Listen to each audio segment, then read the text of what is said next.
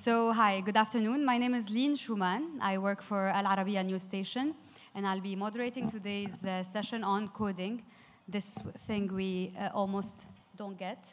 And we have had 2 long days so far, very productive. So we're going to spare you from actually having a coding class. Not that I know anything about how to actually do that. So coding and labor disruption are basically 2 main themes that economists are thinking and warning about, and also big tech companies, they're warning big time about the lack of people who will be ready to take on the labor force and to actually be the next, producers. We will have a lot of jobs that are required in that field, and that would require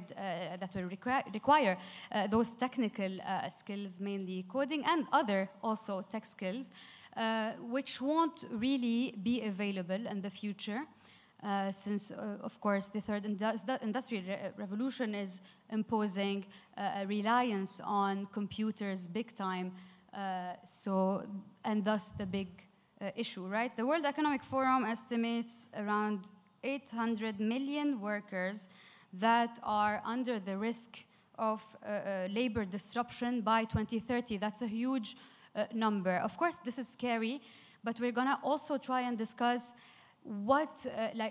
how dramatic is this warning, because I'm sure it doesn't imply that all jobs will be completely automated. Anyway, Dubai, of course, has been very active on that front, and we've heard lately about this very huge initiative in that sense to prepare Arab youth for being ready to take on coding skills and to take on coding jobs.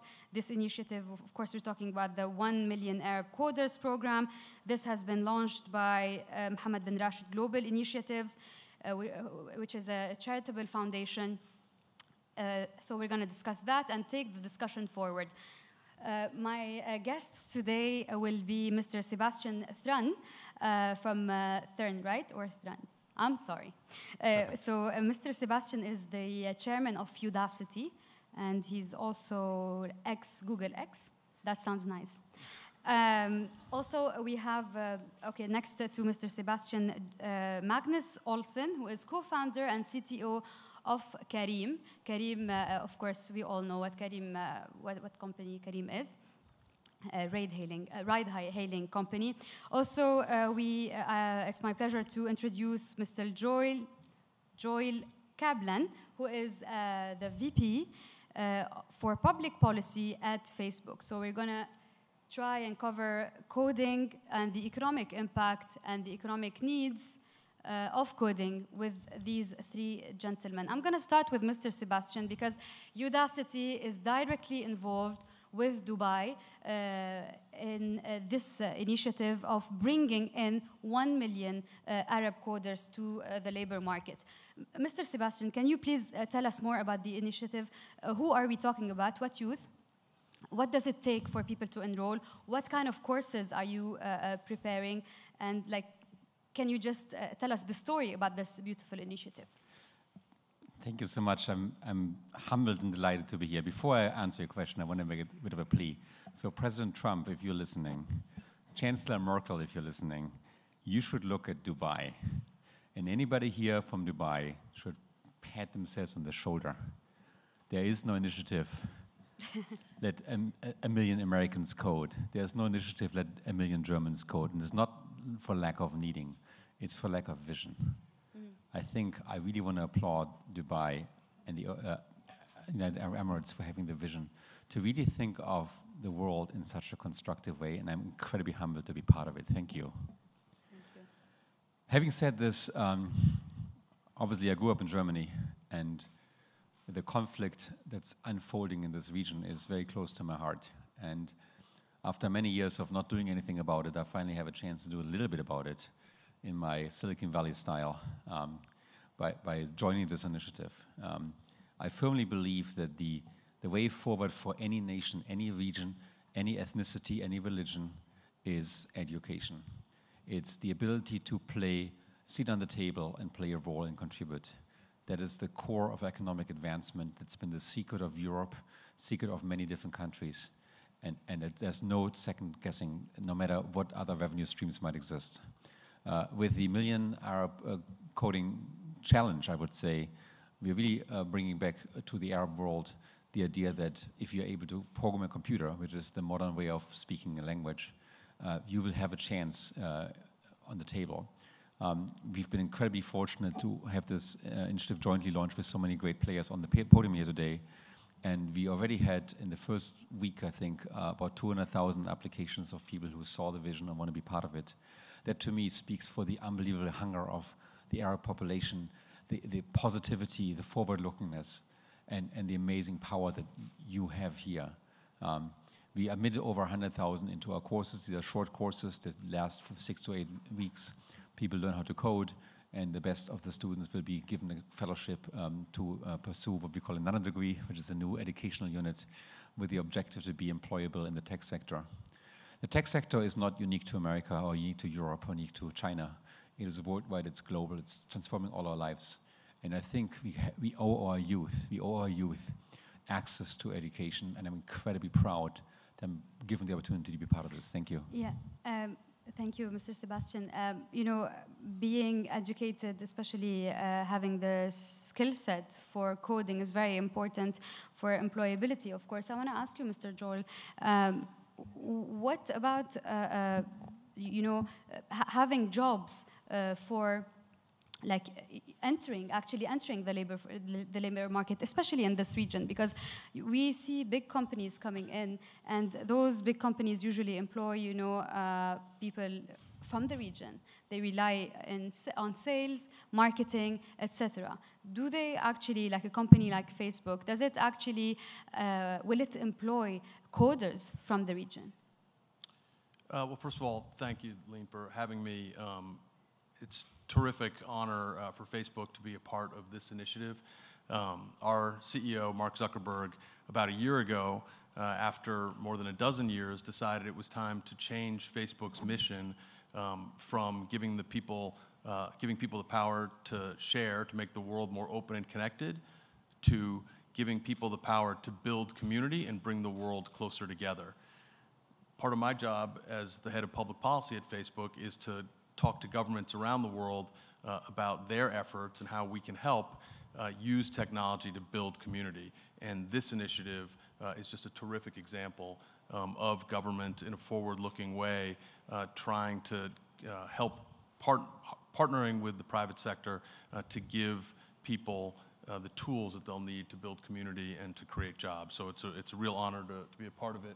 And I'm grateful to my colleagues for the work they're doing to promote, to launch the initiative. In terms of employment and what a company like Facebook will be looking for in the future, you know, we started in Silicon Valley, obviously. We have a lot of job creation there.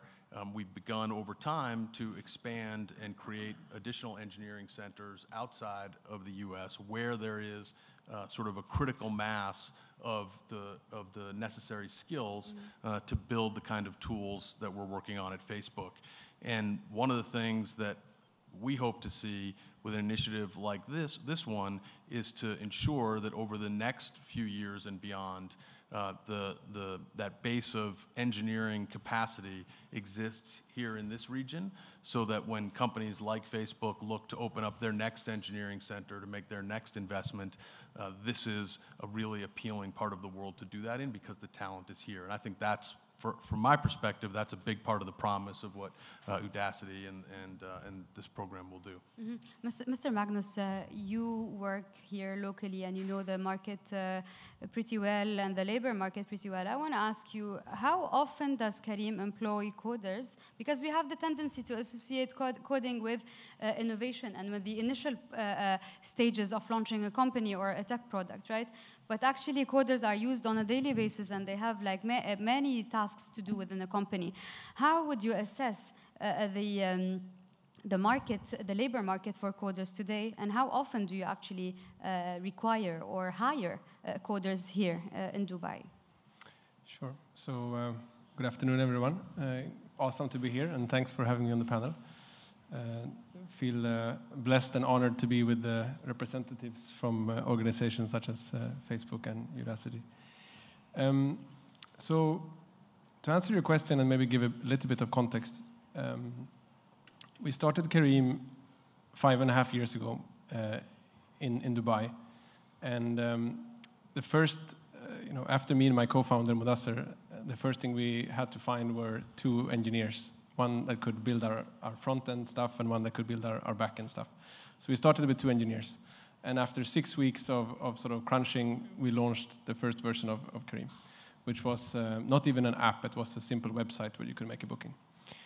And since then we have kept hiring engineers and data scientists and product managers, etc.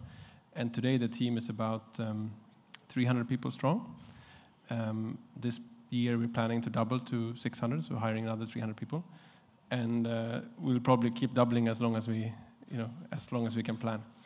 And when it comes to a service like Careem, many people, they look at us and they say, you have this app, it looks pretty simple. Why do you need all these engineers? And as I think Joe would say from Facebook as well, there's a lot of stuff going on under the hood, right? So in our case, how do you optimize so that the cars are available in the right place? How do you do dynamic pricing? How do you do forward-looking dispatching and optimize both for the best for the customers and for the captains?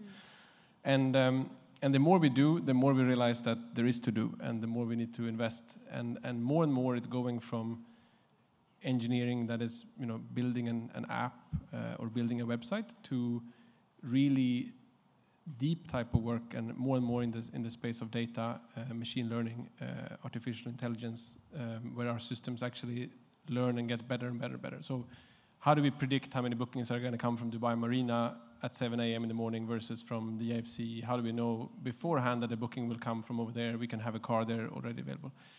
So, yeah, you need a lot of smart people to do this. Mm-hmm. And we have been hiring. We have 3 tech centers: one in Dubai, one in Karachi in Pakistan, and one in Berlin in Germany that we opened recently. Mm. And we are actually finding tremendous talent from the region, and we're very proud of building this in the region. So do you actually have a difficulty to find coders from the region? Do they usually come from outside, or are they hires like from the region locally, or like from countries around it? And what's the average age? I think it's too late for us. So I think the average age in Careem is about 28. Ouch. And we have 50 or so nationalities in Careem. I think very much a reflection of Dubai. Now, my view on talent is that the region has tremendous talent, and we have a lot of people from in all sort of disciplines in Careem, but definitely in engineering as well, that are from the Arab world, from the subcontinent, etc. The challenge has been that since the region hasn't really had, we haven't had any Facebooks or Googles or Twitters that has become really, really large tech companies. Mm-hmm.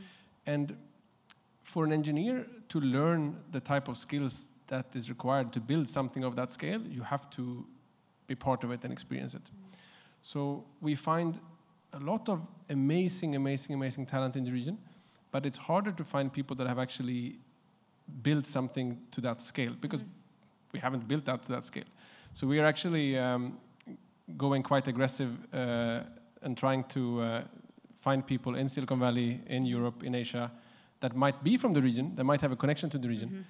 And previously, if you're sitting at Facebook, you're an Arab, you've been in California for 10, 20 years, why would you come back to the region if there isn't an exciting challenge? And this is I just want to make this point because I think this is important.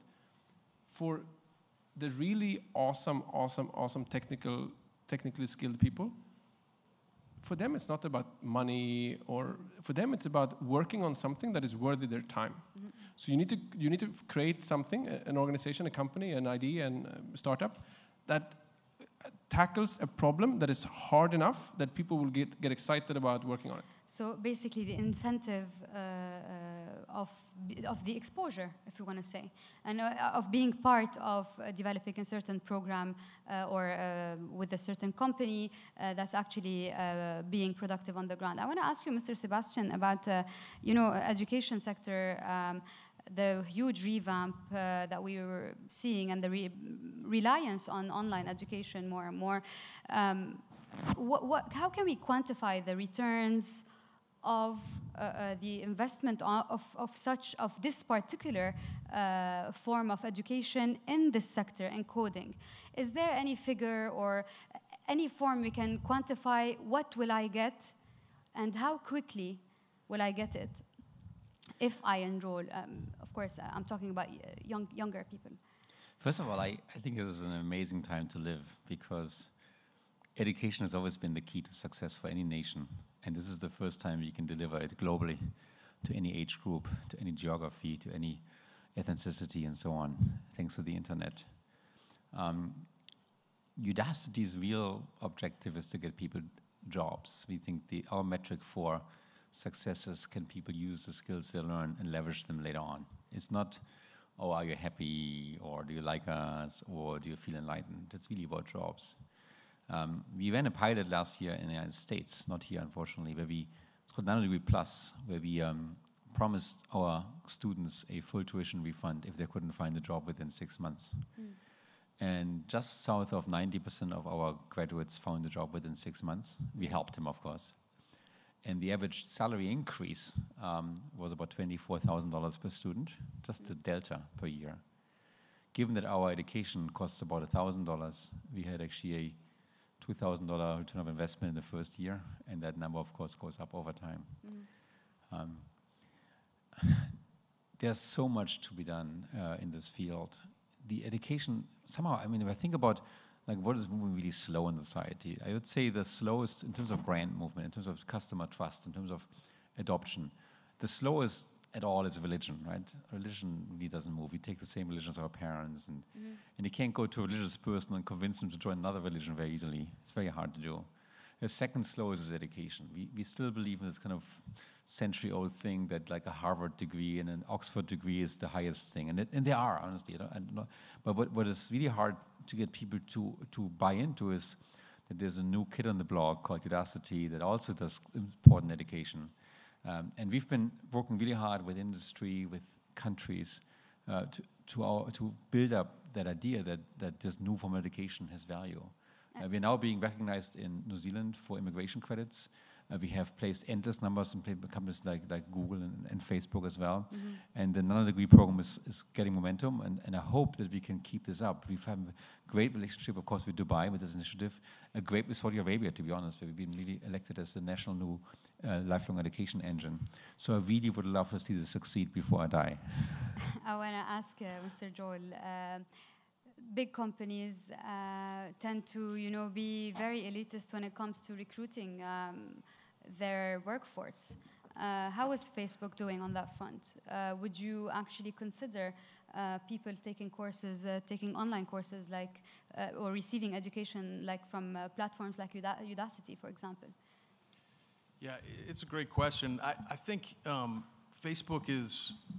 I think Facebook is really focused on the job that needs to be done and whether someone has the skills to do that job. So as we're moving into applications of AI or virtual or augmented reality, Facebook's going to need people who can demonstrate that they have those skills. And if the programs like the one Sebastian are talking about are able to produce the students who have those skills, I know that Facebook would be excited to put them to work. Nobody wants them. Well, I shouldn't say nobody, but certainly Facebook doesn't want to be just recruiting from the same places and bringing the same people in. We're a service that has over 2 billion people. The vast majority of those people are outside the United States. It really is in our interest to have a workforce that represents the community that we serve. And so if we can find people from all different backgrounds and different educational experiences, who can do the engineering tasks that we need, we'll be excited to put them to work. So if someone just graduated from school and has, let's say, graduated from a couple of courses or the formation of the program that's provided by some platform like Udacity, would you actually consider hiring them? Well, the first thing we're going to do... I'm not saying Udacity per se, but just the online courses or those MOOCs we're seeing. I run the policy shop, so we wouldn't know what to do with somebody who knows how to code. So it means he's diplomatic. It means he's diplomatic. But no, so the first thing we're doing is that as part of this initiative, we're going to bring a number of the top students who go on to start startups and bring them into our Facebook Start Accelerator program and give them access to our tools and training and things like that to help give them a boost as they're starting. In terms of Facebook itself as an employer, yeah, our founder didn't graduate college. So we don't put a premium on where your degree is from. We put a premium on what you can actually do and produce. And so I'm confident that Sebastian and others like Udacity, who are going to disrupt the education system, are going to disrupt people's expectations about where the best coders, the people with the most skills come from. So I think we're eagerly looking forward to that day. Mm-hmm. Mr. Magnus, a question for you. We hear this huge call for coders. Do you think those are the only tech people who will be needed for the future of a company like yours? So, because now the whole talk is purely, almost purely about coders, like computer scientists, like the whole computer science sphere has been kind of reduced or focused on coders. Is that it? So I think my view is that, first of all, I think coding is more of a mindset almost. I think it's when you go from, at the core, coding for me, and I'm a hobby coder since I was a kid, it is almost the purest form of problem solving in my mind. Right? You're solving problems, and the coding is a language that you can express the solutions to those problems through. And that mindset you sort of want in all your colleagues or employees these days, that critical thinking. So I think if you study coding and then whether you end up working as a coder or not, that type of mindset and approach I think is super helpful. Now in a place like Kareem,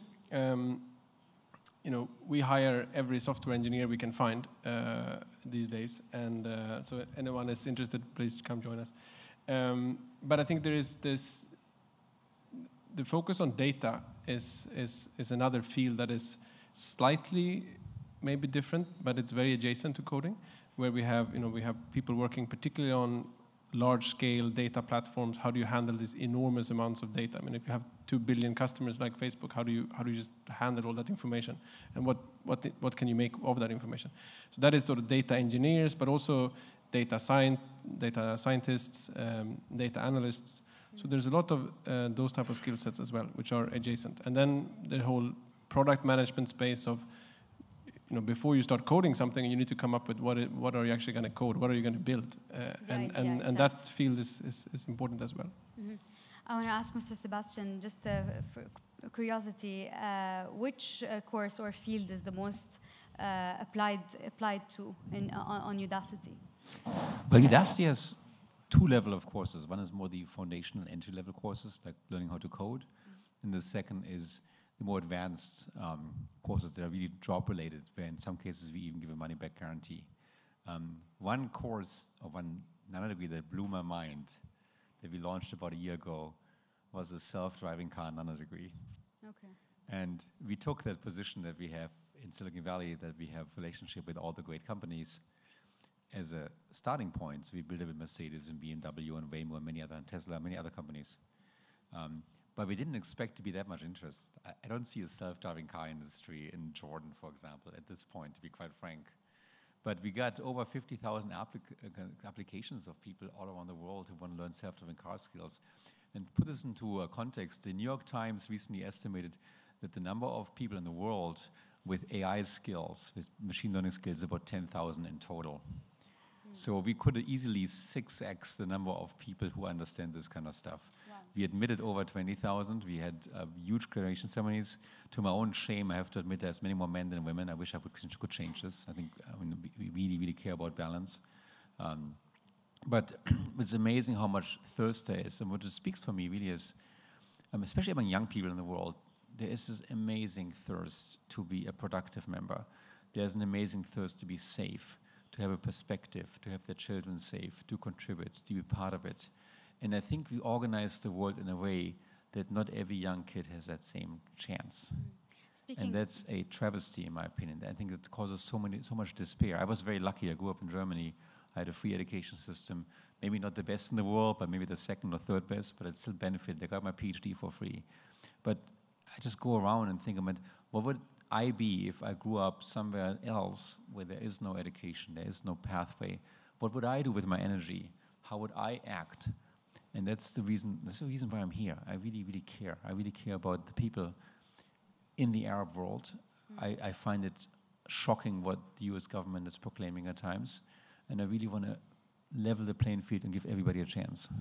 Speaking of chances, I want to ask Mr. Joel, you're part of course, public policy, and I'm sure you meet with policymakers all around the world. What do you recommend policymakers in the region? What sort of policies do you advise on from the Facebook, of course, perspective? Thanks. When I talk to policymakers around the world, the thing that they're most focused on is jobs. Pretty much everywhere you go around the world, that's the number one issue that people are worried about, and that policymakers are worried about. And so the thing that I would say or do say is that it's important to try to put in place policies that will promote innovation. UAE and Dubai are clearly leaders on that front. But making sure that you look at the private sector as a potential partner in addressing concerns that the concerns that might come with technologies, enlist companies like Facebook to be a partner in trying to mitigate against any of the bad impacts that technology might have, and allow us all to focus together on the good that they can have in things like creating jobs here, or for a platform like Facebook, creating jobs for small businesses. We're talking here about coding skills. A lot of the jobs that Facebook creates through providing a platform to small business are more basic jobs that require digital skills. We have 70 million small businesses on Facebook. Those are in almost every country in the world. Those are the biggest job creators, or create the majority of jobs. And what they need are young employees who come prepared with digital skills. And so focusing on developing those skills as well as some of the more advanced ones we're talking about here today. Those are sort of the main things that I'd recommend. Thank you so much. Before ending the session, I want to ask if there's any question actually from the audience.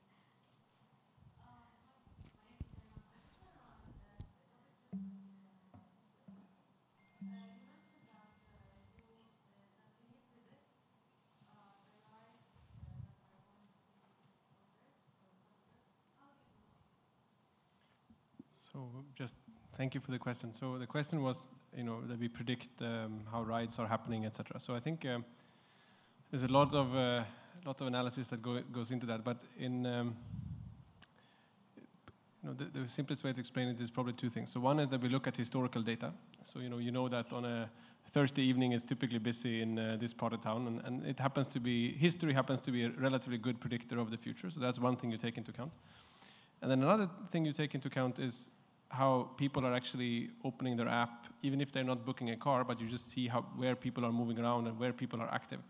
And you can even go as far as looking at other external predictors. There's a lot of Twitter newsfeed happening in this part of town, so there's probably something going on. So most likely something will happen in this part of town a little bit later. So we pull all these things together into this very big, we call it data lake, and then we run a lot of algorithms on it, and then we can actually say with a relatively high degree of certainty what will happen in what part of town. Do you take certain approvals, for example, to check the newsfeed updates from Facebook or Twitter or Instagram, or it's just a system that you guys So for adopt? now, we do not take information from You'll have the patent if from they from do. either of the social platforms, but we rely on the data from our own app. Yeah. It's actually an interesting comment on this.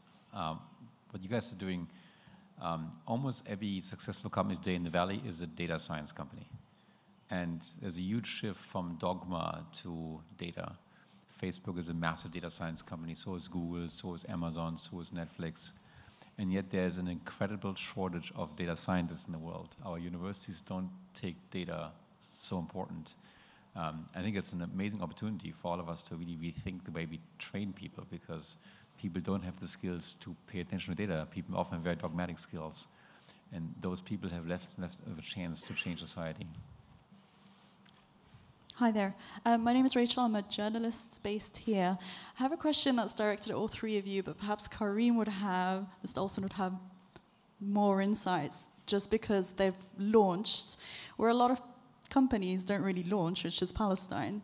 So I'm curious to know, in terms of coding and the future of coding for Arab youth, do you guys have any insights with regards to where the most promising talent lies at the moment? And are you going to be, as Karim, are you going to be opening these opportunities to kind of more controlled territories in this region? Thank you. So I guess I can start. So first of all, I mean, our doors are wide open to any talent from any part of the world. It's so rare and hard to find qualified tech talent. So our doors are open. When it comes to Palestine, you're right that we have opened. We run operations in Nablus and in Gaza, and we have actually also partnered with an organization in Gaza, particularly to help run some internships for young coders to come over to Karim and get some additional training and learn from us. So it is part of our broader mission. Our purpose of Karim is to simplify and improve the lives of people in the region and to build an awesome organization that inspires. And we feel that we have to, as one of the first unicorns from the region, we like to call it Unicamel, which is sort of the Middle Eastern version of a unicorn. We feel that it's our responsibility to show that you can build really awesome tech companies from this part of the world, built by people here, for people in the region, and serving people in the region. I think that's a very good point, because to some people in the region, to some countries in the region, this conversation might seem a bit absurd, because they're not only suffering from the lack of connectivity, or they're not connected to the internet itself, they sometimes don't have water or electricity. So I think that point is very important. Yeah, and just to give one small anecdote, right? For the first couple of years, most of our technology was built by our team in Karachi. And it is a different reality than sitting in Silicon Valley, right? Where you daily have challenges with electricity, right? We're about to upload a new version of our app, and all of a sudden we don't have electricity for a few hours, right? So I'm personally very proud of what we have been able to build that is competing on the global arena from this part of the world. And it's up there on par with the very finest institutions globally.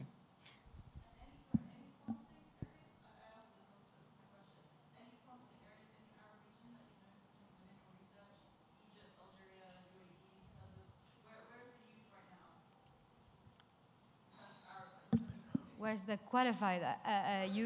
Where are the coders? So again, we have talent from all over the region. The larger countries probably have more more people just because of the size. We have a lot of people from Egypt. We have people from North Africa.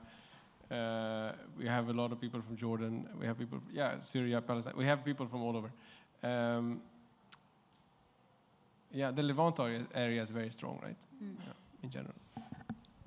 Another question? Thank you for these inspiring insights. Very helpful. I'm wondering, speaking about the region, given that the MENA region has the lowest English proficiency level globally. Have you been facing challenges related to language? Has language been a barrier? And if so, what are you doing about it? Well, we are translating, honestly. So in places like Saudi Arabia, we do quite well with English. But in this initiative, we are going all in and translating and dubbing and so on, which I like. We've commented on the region question before.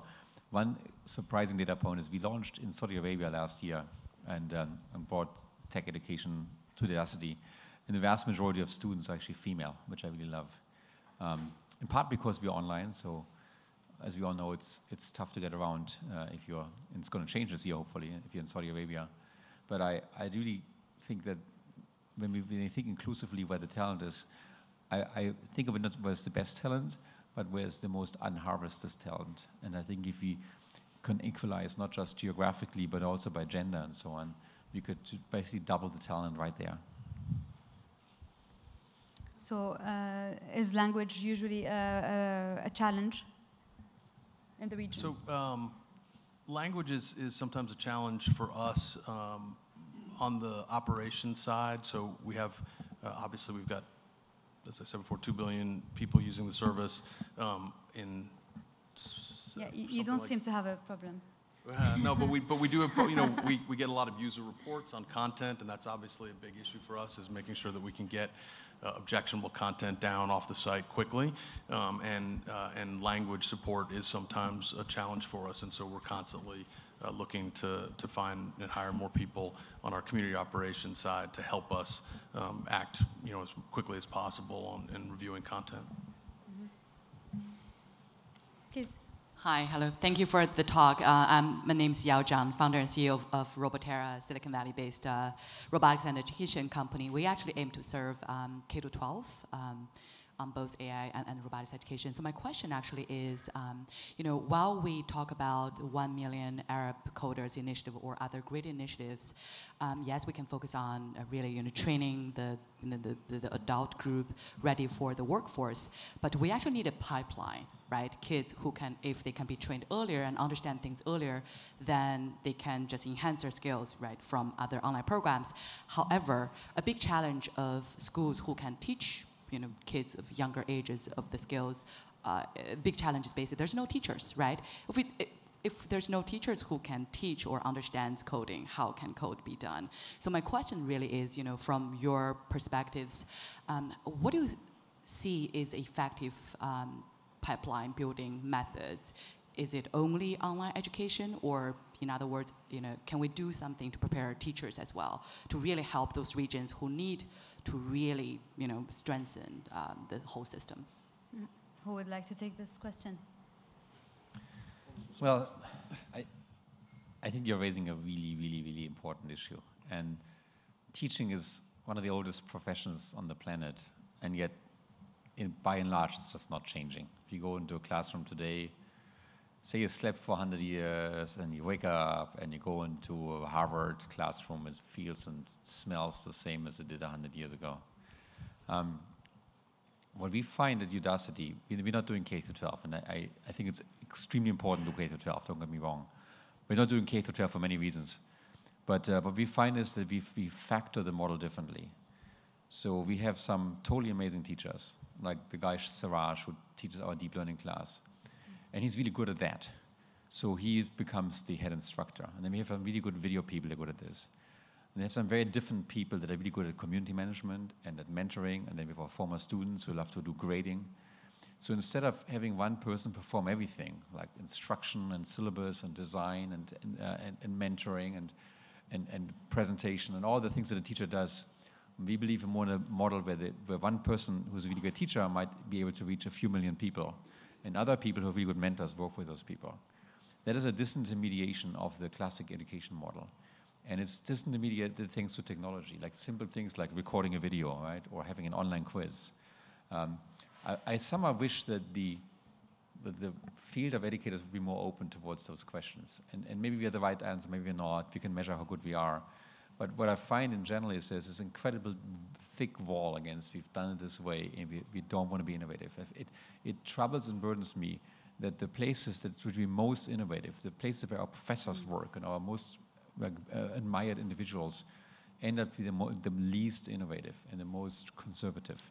There's no industry, other than, again, religion, that moves as slowly in terms of progression as education. Because also the risks are very high when we're talking about shifting the curricula of studying. You know, we're talking about the future of kids, so that's probably why innovation doesn't really happen quick at a younger age, because people don't want to take the risk. Institutions and policymakers don't want to take the risk as well.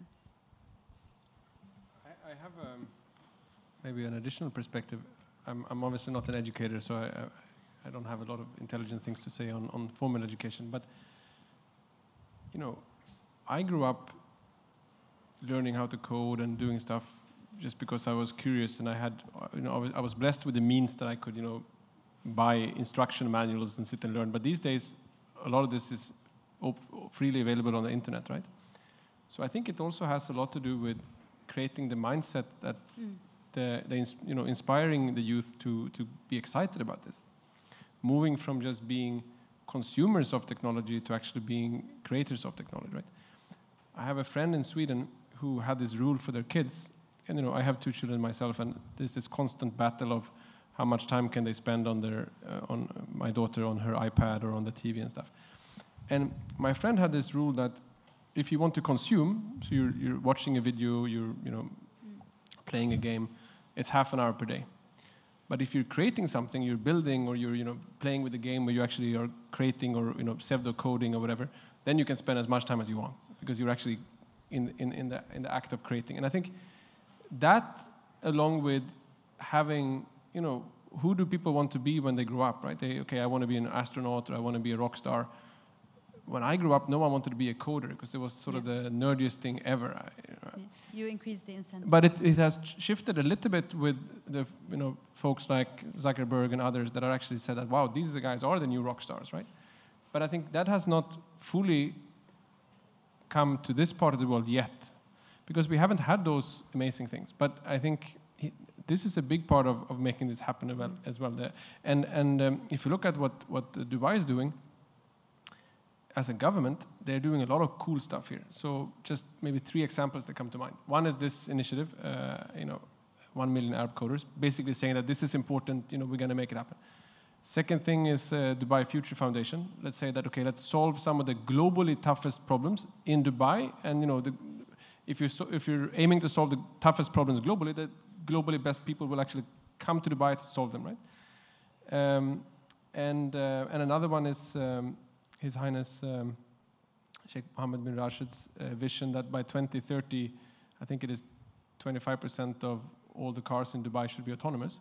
Setting these bold, audacious goals in line with technology shows to everyone that this is the future, and this is where we should be spending time, right? Yeah. So I think it's a lot about these mindset.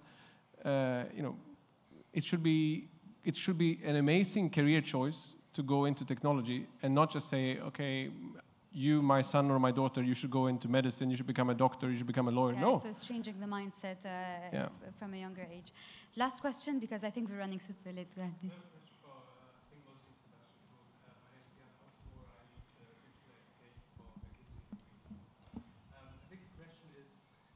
Where are we in terms of really disrupting or democratizing education? So with the question of, is online education really the solution to help disadvantaged access education?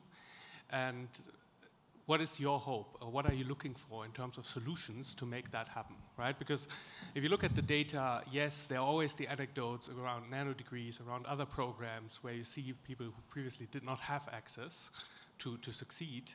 But by and large, on average, the Matthew effect is still in place, right? Those who have some basics, they gain more than the others.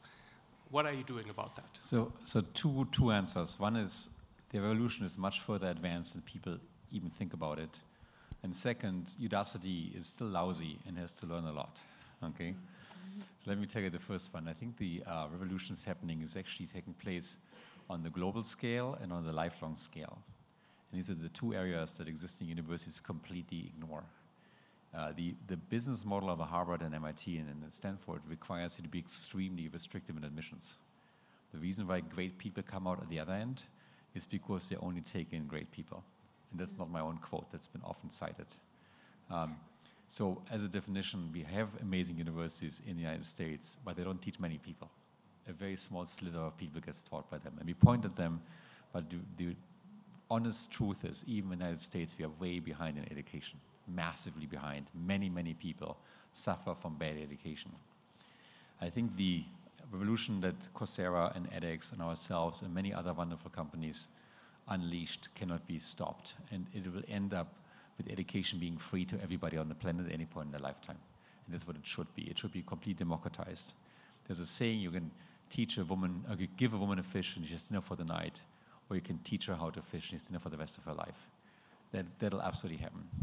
Now, having said this, we are an experiment. We are learning by the day. For example, we find that our graduation rates go up when we combine online education with physical groups of people that meet with a mentor. And we're now porting this model to many places, including Saudi Arabia, where our students meet once a week to play over the weekend and get the emotional support, meet other students, and so on. We are very data-driven. We really care about graduation rates, about learning success. We measure like crazy. We have AI for making interventions, but we're only 5% into this entire thing, and 95% is still out there. When we're done, education will be more fun than playing video games or watching YouTube or being on Facebook. Okay? And people will do this over a lifetime. Just the same if we brush our teeth every day, twice a day, we will educate ourselves twice a day. And we need this because technology is moving faster than ever before, and sadly, we live longer than ever before. So we put these two things together, it has to happen, and I'm very convinced. And it can coexist with MIT and Harvard and all these wonderful universities. There's no conflict at all. What we do, we just enhance access to everybody. So I'm so incredibly proud to be here. This region has been deprived of the Harvards and MIT of the world, and we can really change this. Thank you so much, gentlemen, for these insights, and thank you so much. I hope this initiative will actually help the Arab youth.